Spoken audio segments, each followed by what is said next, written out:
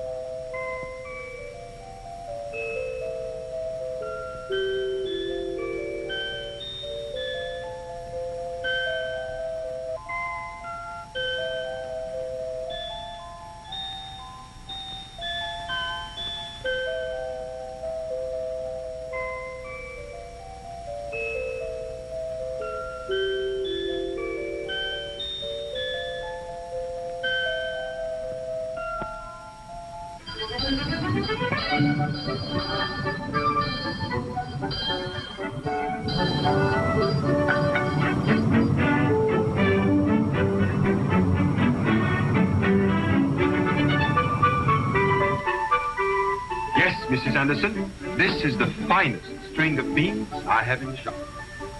I wouldn't say so. Different opinions make the world an interesting place to live in, Mrs. Anderson. How much? Didn't you hear me, young man? How much for the beans? $37. What did you say? $37. Are you serious, Peter Fable? But of course I'm serious. This is Christmas Eve, Mrs. Anderson, not April 1st. And I'm never the fool, not even on April 1st. How much for the beads and no nonsense? $37. Well, you must be out of your mind. Those are beautiful beads. Well, who do you think you are, Tiffany's? I once had a dream that I owned it. Well, it's time you woke up, young man. I'm wide awake right now, Mrs. Anderson. But they're for my daughter. Lovely girl.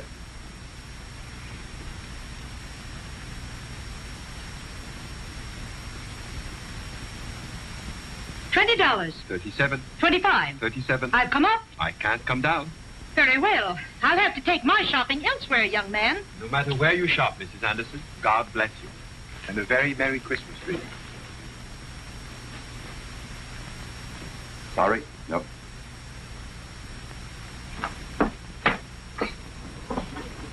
Merry Christmas.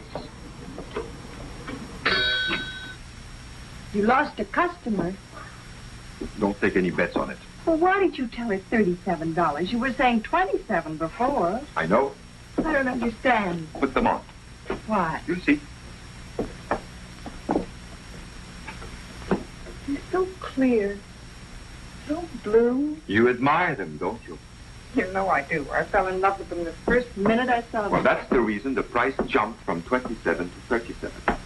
And maybe I'm not very bright today. Now, those blue beads belong on you, Marilyn. No one else.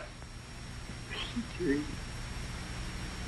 Listen, you're in business to stay in business. But I'm also engaged to be married. We'll never pay bills this way. They look so lovely in those beads. You're so impractical. There's such a thing as being too practical. All right, I'm going to be too practical. And you can say that standing close to a romantic night. He doesn't belong in the 20th century. That's what's wrong with the 20th century. It needs a little more of the 14th. Nevertheless, these beads are going back on sale and for $27. For a limited time only, until I close up tonight. After that, it's the 14th century. And then, they're yours. Mrs. Loomis, you didn't have to come today. If I get your shop all cleaned up today, I can enjoy myself tonight, tomorrow, and the next day. Well, don't clean it up and enjoy yourself anyway. Oh, no, Peter. My conscience wouldn't let me. How are you, Marilyn? Fine, and you, Mrs. Loomis? Oh, the holiday spirit. That's a good way to be. Say, it's Christmas Eve. Why don't you two go out and enjoy yourself? Well, I can take care of any last-minute shoppers that come in. What do you think?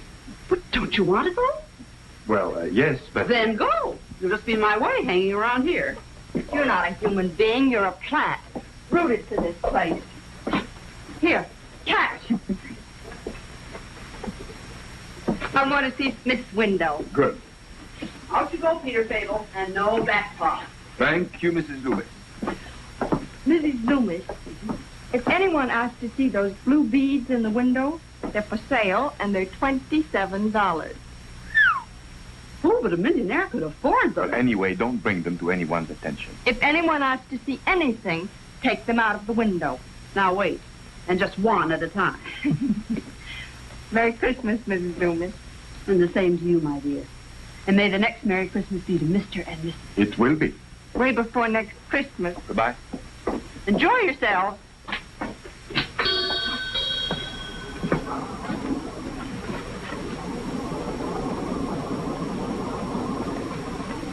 Even from out here, she's so clear, so blue.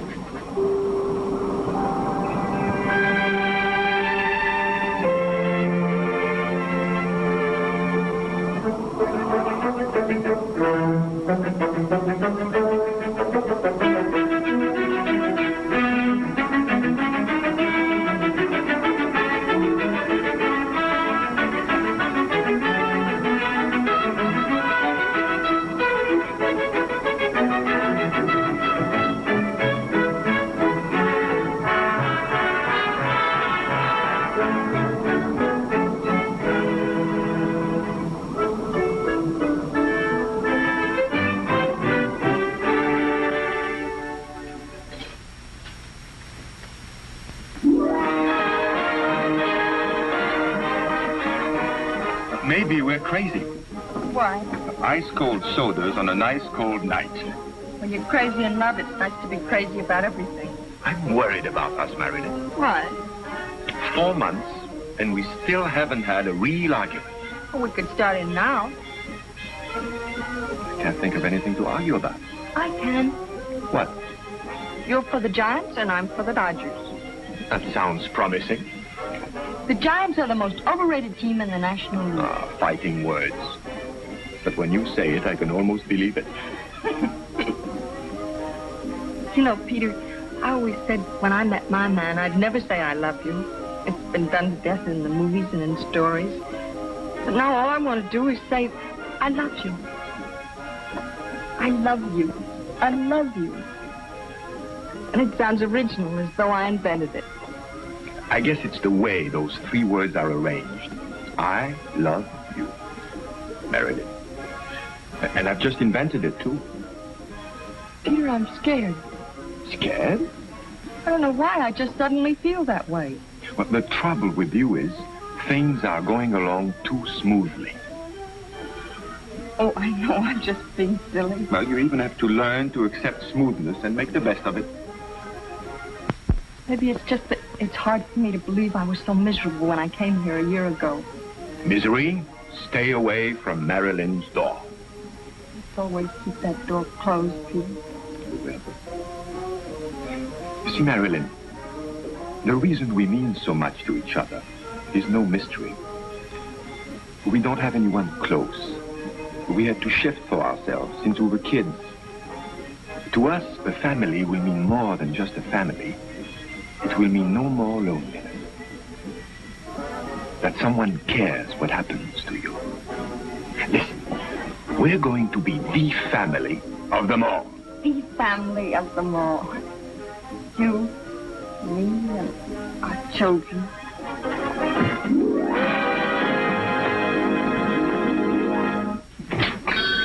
Have a nice time? Couldn't have been nicer.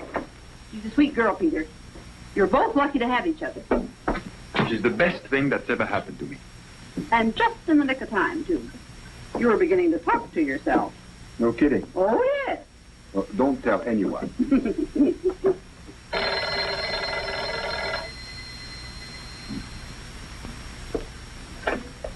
Peter's Curio Shop. What? Oh. Yes. I will. What happened? What is it? Why don't you answer me? Oh, Peter. Why are you looking at me this way? Peter, there was a fire in Marilyn's house. 4 people and Marilyn. What, Marilyn? She was one of them.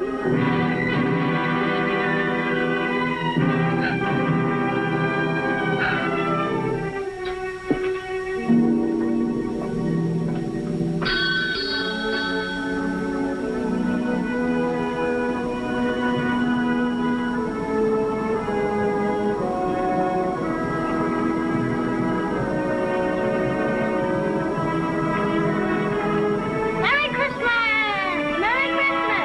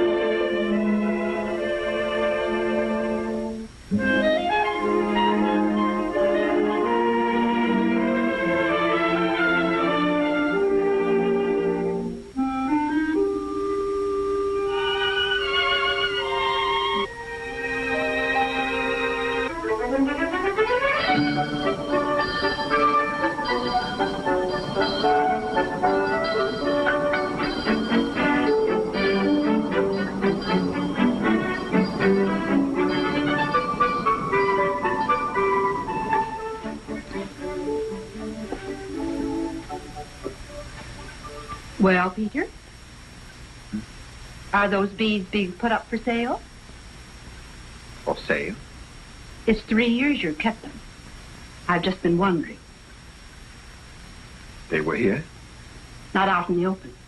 If you want my opinion, Peter, it's best not to cling to memories that hurt. Whoever wants to buy them can have them. I'm glad to hear it. 3 years of holding on to them is too long a time. Oh, Merry Christmas to you both. Merry Christmas to you, Mr. Stark. Peter, I'm in a hurry. What can you recommend for a favorite niece? Peter has just the thing, Mr. Stark. That string of blue beads. Oh, very nice. And the price? $37. What did you say? $37. But, Peter... What? It's $37. Take it or leave it. Yeah, but this is Christmas Eve. Who's going to buy them if I don't? Christmas Eve comes every year. And if next year, these beads may be out of fashion. Let me be the judge of that. I'm going to tell you something, Peter Fable. For a young man, you certainly have become old in a hurry. I've never seen such a change in anyone. What's more, although you have a perfect right to say no to me, you have no right to say it in that tone of voice.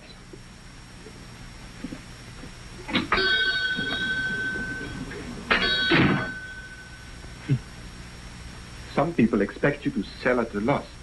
But they are justified in expecting a pleasant tone of voice, Peter. And you don't want to sell those beads. Admit it. Well, that's nonsense. Will you admit you're driving people away? You know I'm not as diplomatic as I should be. It's not just a matter of diplomacy, Peter. It's a matter of what? removing yourself from life. When you're not in the shop, you're in your room reading. Books are fine, Peter, but they're no substitute for living. We can't change what we're like. We can always change if we put our mind to it. I just don't have that strength of mind. Oh, Peter. I think it's wonderful that Marilyn meant so much to you. But look at yourself. It's just as Mr. Stark said. You're getting old before your time.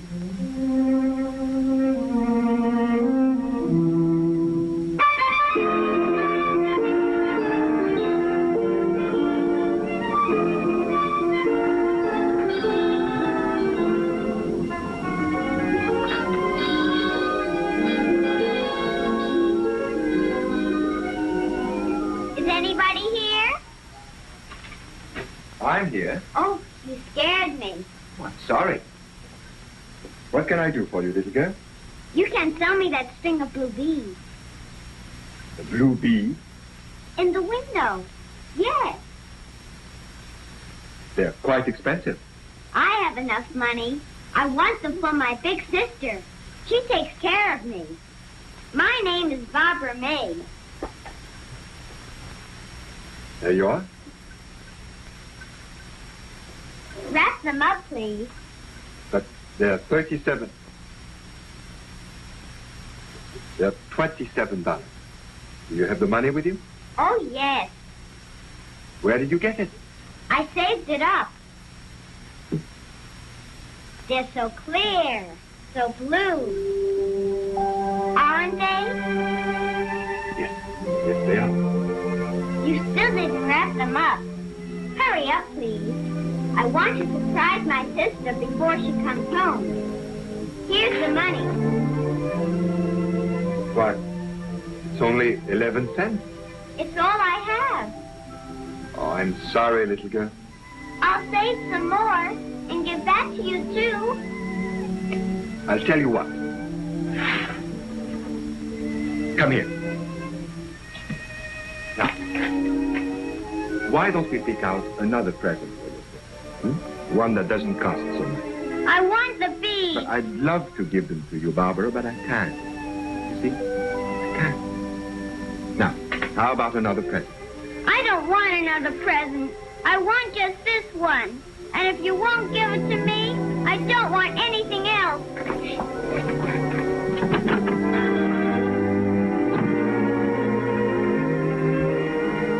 clear. So blue.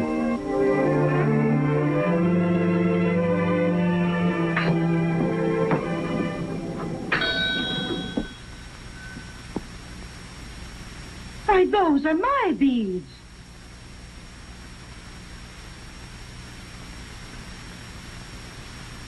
No, I just sold them, Mrs. Anderson. For $37? Not quite. How much? 11 cents. What's that? Yes, 11 cents. And I'm on my way to deliver them right now. But I would have given you $11 at least. But I guess this isn't my lucky day. 11 cents. And delivering them besides. Goodbye. Mrs. Anderson, snap the lock when you leave. Thank you. And if you buy anything, there's the wrapping paper. You'll pay me tomorrow.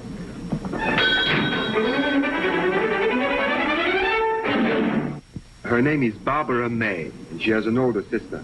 Barbara May? Yes, about 6 years old. And an older sister. That's right. What's her name? I don't know. You don't? No, I never met her. Then how do you know she's good looking? I'm not interested in whether she is or not. You're not? No. Well, come to think of it, I do know her, Barbara. Yes? Yeah, she's my aunt. She lives in Omaha.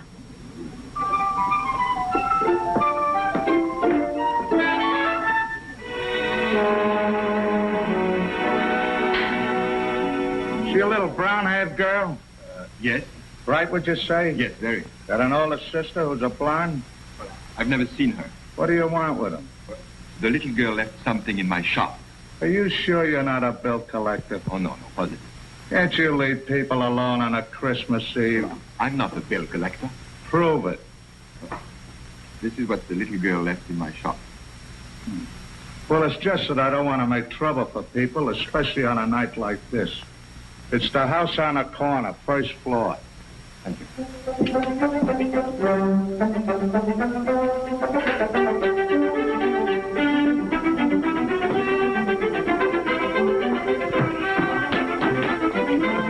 Excuse me. Barbara, come here.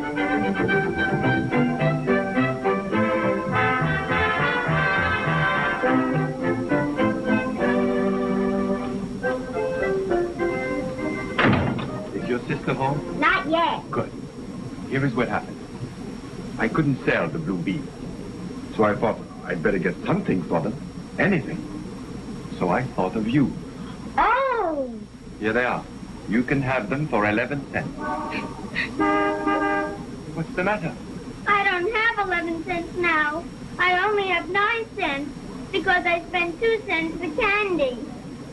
It's all right. I'll take the 9 cents. You really will? Yes, I will. I'll be right back. Don't go away. There.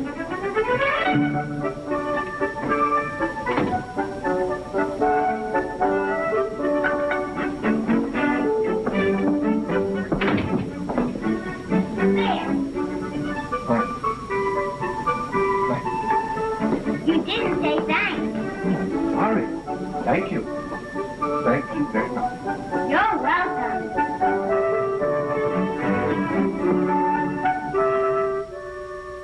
You were right. We could do with a little more of the 14. Yes? Did you make a sale to a little girl about an hour ago? To a little girl? Little girl with braids? Yes. Yes, I sold them to her.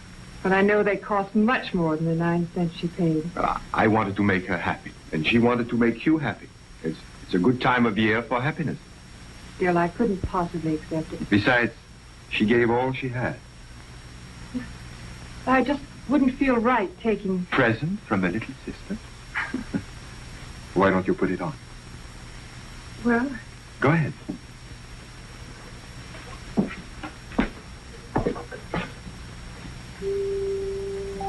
stones are so clear, so blue. I loved it from the first time I saw it. Thank you.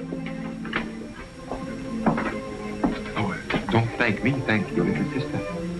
Oh, I'm closing up now. May I walk you home? Oh, I don't like to put you to that trouble. But it's no trouble at all. Absolutely none.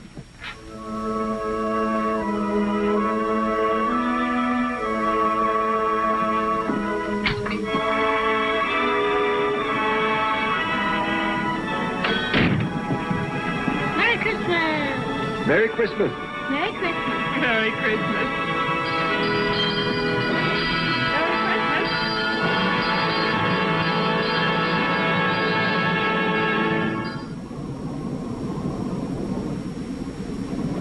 I hope it's the beginning of something nice for those two.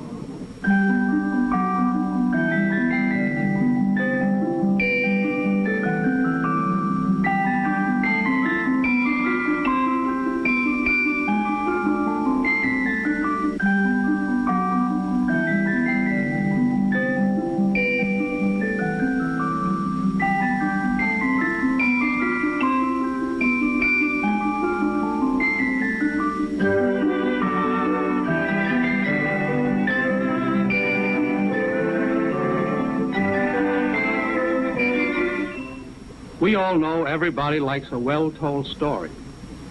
That's why we feel the best way to attract and hold a large, loyal audience is to present stories by the world's greatest storytellers, writers of the caliber of Fulton Oursler, who know how to talk to human hearts. We have, for example, The Golden Key, a hilarious Americana comedy by James Street. It concerns a town ne'er-do-well whose fortunes take a decided turn for the better when the World Series of 1912 is about to begin. Cap for Steve by Morley Callahan probes tenderly and touchingly into the relationship of a father and son who have difficulty in getting close to each other. Bitter Sands by Hans Roosh is an adventure story of an American captain and a beautiful Arabian girl, and what happens when two opposing cultures come into conflict. End of a Season by I.A.R. Wiley tells of a lonely gambler in the French Riviera and his equally lonely victim and how they find the strength to begin life anew. I Am Not a Stranger, a comedy fantasy by James Street, teaches a practical-minded Yankee that myth in a North Carolina town can have practical consequences. Punch and Judy by Christopher Morley is a robust treatment of a young Irish immigrant and how she learned about America from a conductor on her train. And we have also acquired stories of equal merit by other well-known authors, and we shall bring them to you with stars of equal brilliance, all in color. I hope you've enjoyed our story. Thank you for looking in, and for now, good night.